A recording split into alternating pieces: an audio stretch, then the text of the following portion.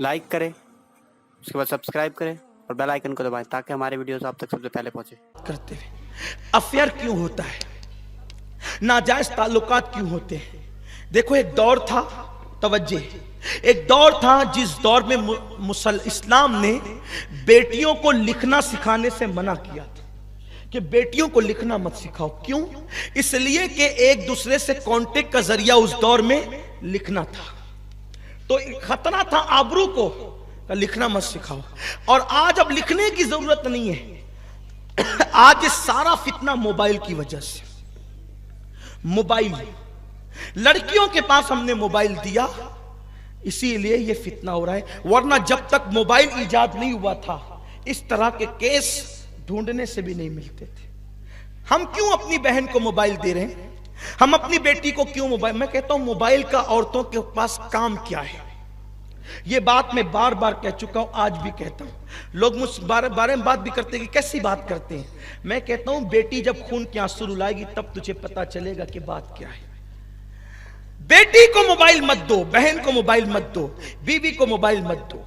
घर का फोन औरतें रिसीव ना करें, घर के अंदर का रखा हुआ मोबाइल जवान लड़कियां रिसीव ना करें, बूढ़ी औरतें या बच्चे रिसीव करें। जब कोई मोतमत बोले कि मैं बोल रहा हूं तब जवान बेटियों को या बहनों को या बीवियों को मोबाइल दिया जाए। आज तो पैदाइश का दिन है तो मोबाइल गिफ्ट किया जा रहा है। तुम तलवार उतना नुकसान नहीं पहुंचाएगी तेरी बेटी को जितना मोबाइल नुकसान पहुंचाएगा। 5000 का मोबाइल मत दो। अगर बेटी के लिए दिल में प्यार है 50,000 का सोने का हार दिला दो। 50,000 का मोबाइल मत दो, 5 लाख का हीरे का जेवर दिला दो। अगर इतना प्यार है मोबाइल नहीं देना खुदा के लिए। ये सारा तूफान मोबाइल ने बपा किया है, इंटरनेट ने, फेसबुक ने। इसलिए कि आजकल लड़के बैठे होते हैं और वो कहीं भी फोन करते हैं अंदाजे से, और अगर मकाम पर लग जाए तो फिर वो बातें शुरू हो जाती है, बल्कि मिस कॉल भी करते हैं। ये मिस कॉल कभी कभी इतनी तबाही का जरिया बन जाता है। इन्होंने तो बैठकर मिस कॉल कर दिया, वहां अगर शौहर मौजूद है, किसका मिस कॉल था? वो रिप्लाई करेगा, उठाएगा लड़का। इस बेचारी गरीब का कोई कसूर भी न था, घर लुट गया, घर टूट गया।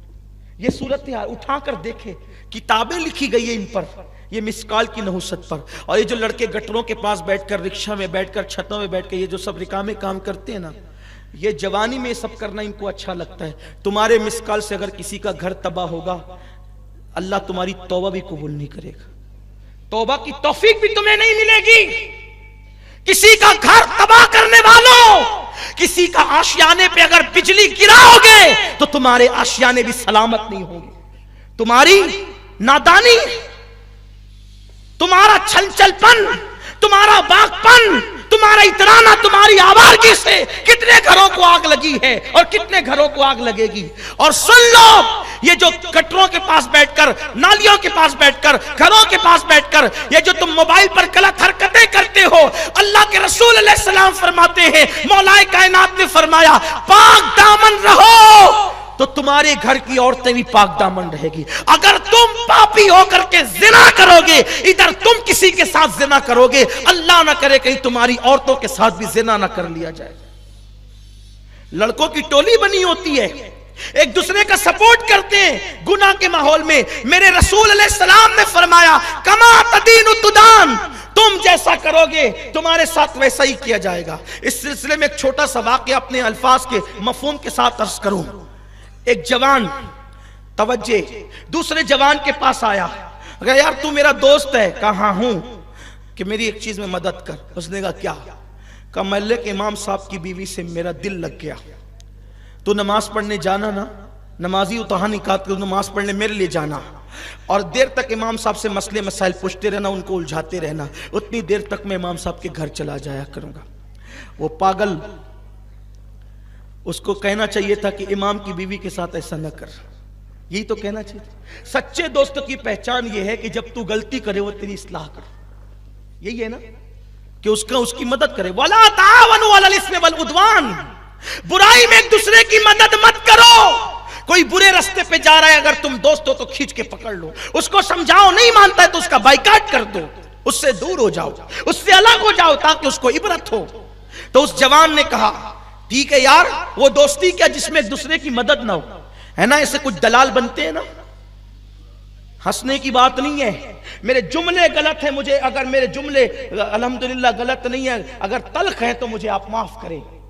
اس سے گھر لٹ رہے ہیں ہمارے، گھر تباہ ہو رہے ہیں ہماری بیٹیوں کی آبرو لٹ رہی ہے، کس کو جا کر کے کہے؟ بہت سارے لوگ ہیں جو بیچارے سر اٹھا کے چلنے کے قابل نہیں رہ گئے، بیٹیوں کی جوانی لٹ گئی ان لڑکوں کی منچلے پن کی وجہ سے۔ ہر بندہ مجنون بننا چاہتا ہے، کیا بنا رکھا ہے، کیا حالات بنا رکھے؟ مسلمانوں ایک تم ہی تھے کہ ہندوستان میں تم نہ مسجد بنانے آئے تھے نہ مدرسے بنانے آئے تھے۔ پہلی مرتبہ جب تم آئے تھے تو صرف ایک عورت کی آبرو کی حفاظت کے لیے آئے تھے، اور تمہارے تقدس سے متاثر ہو کر لوگ کلمہ پڑھتے گئے، مسجد مدرسے بنتے گئے۔ تم دوسروں کی بیٹیوں کی عزت کے محافظ تھے، آج تم محلوں کی بیٹیوں کی عزت کے دشمن بن گئے۔ تمہاری آنکھوں میں تقدس نہیں رہ گیا، پارسائی نہیں رہ گئی۔ کیا بیت المقدس میں اسلام کا پرچم لہرے گا؟ دنیا کے اندر کیا مسلمان سرخروئی حاصل کرے گا؟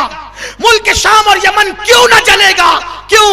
جس قوم کا جوان آوارہ اور عیاش ہو جائے اس قوم کو عزت کے ساتھ جینے کا حق نہیں ہے۔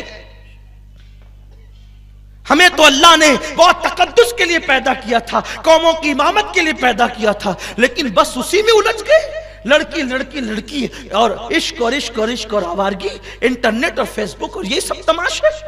نہیں، اللہ نے ہمیں بہت بڑے مقصد کے لیے پیدا کیا ہے، اور جوان ہونے کے بعد بوڑھا بھی ہونا ہے، مرنا بھی، اللہ کو منہ بھی دکھانا ہے۔ حدیث پاک میں آتا ہے بد نظری کرنے والوں کے لیے ڈر ہے، مریں گے تو کافر ہو کر مریں گے۔ نگاہوں کی حفاظت کرو، نگاہوں کی حفاظت کرو۔ میرے نبی فرماتے ہیں صلی اللہ علیہ وسلم، جو کسی خوبصورت عورت کسی کو گناہ کی دعوت دے اور یہ سوچ کر کہ اللہ دیکھ رہا ہے، وہ چھوڑ دے اور وہاں سے ہٹ جائے، اللہ اس کی مغفرت فرما دیتا ہے اور بے حساب اللہ اس کو جنت عطا فرمائے گا۔ عرض کر رہا تھا، اس جوان نے کہا ٹھیک ہے میں تیری مدد کروں گا۔ کیا ہوا؟ وہ جاتا مسجد میں نماز پڑھتا، امام کو لے کے بیٹھ جاتا، الجھائے رکھتا، مسئلے مسائل پڑھتا۔ کئی دن گزرے، ایک دن اس کو احساس ہوا یار میں غلط کر رہا ہوں، مسجد کے امام کے ساتھ میں غلط کر رہا ہوں کہ میں ان کو پکڑے رہتا ہوں، میرا دوست وہاں جا کے پتہ نہیں کیا کرتا ہوگا۔ اس نے امام سے کہا حضرت معاف کرنا، میں نہ نمازی ہوں نہ مجھے علم سے کوئی دلچسپی ہے، میرے دوست کو آپ کی بیوی سے اس کا دل لگ گیا، اور اس نے مجھے کہا کہ میں آپ کو الجھاؤں، اور میں آپ کو الجھاتا رہا اور مسئلے مسائل میں پھنساتا رہا، اور وہ آپ کے گھر جا کے پتہ نہیں کیا کرتا رہا، حضرت مجھے معاف کر دیں، میں نے بہت بڑی غلطی کی۔ یہ بات سننے کے بعد امام کو کیا ہونا چاہیے تھا؟ غصے میں اس کی آستین چڑھ جانی چاہیے تھی، یا اس کا پریشر بڑھ جانا چاہیے تھا، یا اس کی آنکھیں لال ہو جانا چاہیے تھا۔ کیسا بیچارہ امام تھا، وہ مسکرانے لگا، ہنسنے لگا۔ وہ اس کو حیرت ہوئی، امام صاحب اتنا بڑا حادثہ سن کے آپ مسکرا رہے؟ امام نے کہا اللہ کے بندے، میرے گھر میں میری ایک بوڑھی ماں اور میرا بوڑھا باپ ہے، میری تو ابھی تک شادی نہیں ہوئی ہے، جب میری شادی نہیں ہوئی تو میری بیوی کہاں سے آئے گی؟ جب میری شادی ہی نہیں ہوئی تو میری بیوی کہاں سے آئے گی؟ اور میری کس بیوی سے تیرے دوست کا دل لگ گیا؟ میں تو کنوارا ہوں، ابھی تو ڈھونڈ رہے ہم لوگ شادی کے لیے۔ تو فوراً اس کے دماغ کی بتی جلی، ارے اگر امام صاحب کی شادی نہیں ہو تو یہ جاتا کہاں تھا؟ تو جب تحقیق کی گئی تو پتا چلا امام کی تو شادی نہیں ہوئی تھی، یہ اس کو مسجد بھیج کر اس کے گھر جاتا تھا۔ ہنسنے کی بات نہیں ہے، یعنی کہ دوسرے کے گھر میں جو ہے وہ پتھر مارنے والے کا خود کا گھر چکنا چور ہو گیا۔ اس لیے کبھی کسی کی برے کام میں مدد نہیں کرنا، مانتا ہے تو ٹھیک ہے سمجھاؤ، نہیں مانتا ہے تو اس سے الگ ہو جاؤ۔ تو یہ انٹرنیٹ اور موبائل جو ہم بچیوں کو دے رہے اس کے نقصانات ہیں۔ بیٹی کو مت دو موبائل، کوئی ضرورت نہیں ہے بیٹیوں کو موبائل دینے کی، اسی سے یہ سارے فتنے ہو رہے ہیں۔ انٹرنیٹ اور واٹس ایپ اور پتہ نہیں کیا کیا بیٹیاں چلا رہی ہے، اور میرے نوجوانوں سے بھی گزارش ہے مت کرو یہ دیوانگی، ورنہ تباہ ہو جاؤ گے۔ ایک اہم بات اور، ہم بیٹیوں کو اسکول اور کالج بھیجتے ہیں، میں انکار نہیں کرتا، بیٹیوں کو بالکل اسکول بھی پڑھاؤ، کالج بھی پڑھاؤ، جہاں تک پڑھا سکتے ہو پڑھاؤ، لیکن یہ تدبیر کرو کہ بیٹی کو اسکول تک پہنچانے کے لیے تم خود جاؤ اور اس کو اسکول کے گیٹ سے لاؤ گھر تک، اکیلے بیٹیوں کو کہیں مت جانے دو۔ آپ کہیں گے وہ کیوں؟ میں کہتا ہوں ہمارے مذہب میں سب سے مقدس ترین اگر کوئی سفر ہے تو وہ سفر حج ہے. اس سے مقدس سفر ہمارے مذہب میں ہے ہی نہیں. سب سے زیادہ مقدس سفر سفر حج ہے، جس کے لیے ہر مسلمان پوری زندگی دعا کرتا ہے، دکھا دے یا الہی وہ مدینہ کیسی بستی ہے جہاں پر رات دن مولا تیری رحمت برستی ہے. ہمارے یہاں سب سے مقدس سفر حج ہے. ہر قدم پر نیکی ملتی ہے، ہر قدم پر ثواب ملتا ہے. مگر سنو مسلمانوں، اتنا مبارک اور مقدس سفر اسلام کہتا ہے سفر حج کے لیے عورت اکیلے نہیں جا سکتی. تو جب حج کے لیے عورت کو اکیلے جانے کی اجازت نہیں ہے تو اسکول اور کالج بالغ لڑکیوں کو اکیلے جانے کی اجازت کیسے ہو سکتی؟ اس لیے اسکول کی دہلیز تک پہنچاؤ اپنی بیٹیوں کو اسکول کی دہلیز سے لاؤ. لیکن آج تو حال یہ پکنک پر بیٹیاں 18 سال کی ٹیچروں کے ساتھ اکیلے جا رہی ہیں. کوئی بولنے والا نہیں ہے، جو بولے وہ گالی سنے، ہمیں کوئی فرق نہیں پڑتا. ٹھیک ہے، کوئی گالی 4 ہی دے گا نا، اگر قوم کی آبرو بچتی ہے تو اس سے بڑی بات کیا. اور میں نے تو اپنی ذات کے لیے لوگوں کو معاف کر دیا. میں کہا جاؤ جتنی بے عزتی کرنا ہو کرو، اس لیے کہ تم بے عزتیاں کرتے ہو، میرا نبی مجھے عزت عطا کرتا ہے، میرا خدا مجھے عزت عطا کرتا ہے. جاؤ شہر والوں، باتیں بری لگتی ہے تو جتنی گالیاں دینا ہے دے لو، لیکن حق تو بول کر رہوں گا. جب سفر حج کے لیے بیٹی اکیلے نہیں جا سکتی تو تم نے اپنی بیٹیوں کو نوجوان لڑکوں کے ٹیچروں کے ساتھ پکنک میں بھیج دیا، پارک کو گھومنے کے لیے بھیج دیا. ارے جن کی بیٹیوں کو اسلام مسجد اور مزارات پر جانے کی اجازت نہیں دیتا، ان کی بیٹیاں پکنک پر اکیلے کیسے جا سکتی ہے؟ دیندار گھروں کی بیٹیاں بھی جا رہی. کون ہے روکنے والا؟ کوئی روکنے والا نہیں. حق بولنے کے لیے کون ہے؟ نہیں ہے. اس لیے کہ گالیاں سننی پڑے گی. ٹھیک ہے، اگر دین کا تحفظ گالیوں سے نہیں بلکہ اگر خون دینے سے ہوتا ہے ہم اس کے لیے بھی تیار ہیں. اس لیے کہ اللہ نے ہمیں پیدا اس لیے کیا ہے کہ اگر دین کی حفاظت ہمارے بول سے ہوتی ہے تو بول سے کریں گے، اور خون سے ہوتی ہے تو خون سے کریں گے. لیکن حق کہہ کر رہیں گے. ناجائز اور حرام ہے اکیلے بیٹیوں کو نوجوان لڑکوں کے ساتھ پکنک پر بھیجنا، پارکوں میں بھیجنا، اور وہ بھی 1 دن نہیں 3 دن جاتی ہے. کون حساب لے گا اس کا؟ بیٹی اگر گھر سے 10 منٹ غائب ہو جائے تو شریف ماں باپ کی چیخیں نکل جاتی ہے. 3 4 رات کے لیے بیٹیاں پکنک پہ جا رہی ہے. نہیں. اور اتنے بے غیرت ہو گئے لوگ کہ بھائی کو پتا ہے کہ میری اس کی بہن کا افیئر فلاں کے ساتھ چل رہا ہے، وہ روکنے کے لیے تیار نہیں. کیوں نہیں روک رہا ہے؟ وہ اس لیے نہیں روک رہا ہے کہ وہ خود اس گندگی میں گرا ہوا ہے، اس گندگی میں گرا ہوا ہے. میں اپنی بہنوں کو اور بیٹیوں کو ایک پیغام دیتا ہوں اینڈ پر، اختتام پر.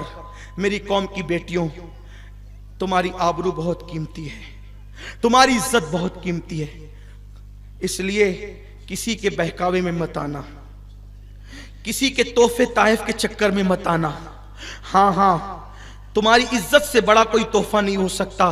میرے نبی نے ایک بیٹی کی عزت کو کعبۃ اللہ سے زیادہ بلند کیا ہے.